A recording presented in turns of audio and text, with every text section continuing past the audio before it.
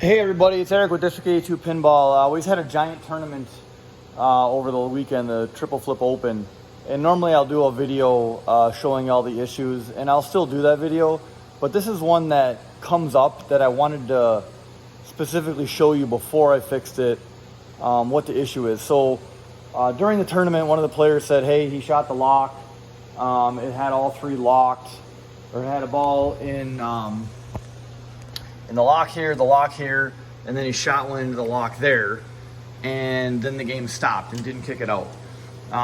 So it should have kicked out one of these two because he had one more shot to light the lock and then kick all the balls for multi-ball. Well, what it is it's this switch is not working, right? And it's like, oh, I'm in test mode. It should be going ba-boom, ba-boom, ba-boom. Yeah, like this. You hear that? Should be doing that, and it's doing nothing. And it's like, all right, so the switch is dead, right? Well, so what I usually do to see, okay, is it a wiring issue, is it something else, is a lot of times these two, I gotta try to do this with one hand here, these two right here, so you can hear it activating and deactivating. When you can hear it activating and deactivating when you're just holding the switch in, see I'm holding it in, and then I'm wiggling the wire. So if I wiggle the green wire, you know, nothing happens because it's solid.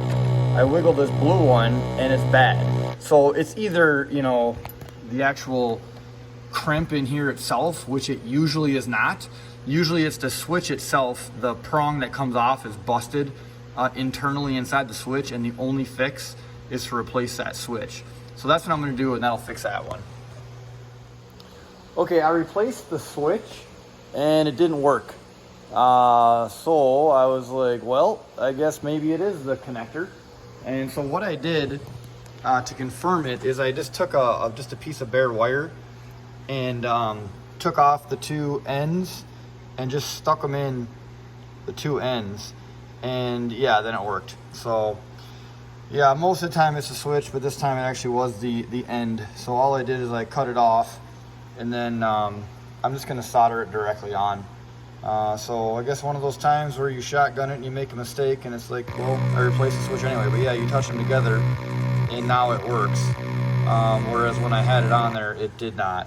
So it's got a new switch, never a bad thing, and it'll be good to go.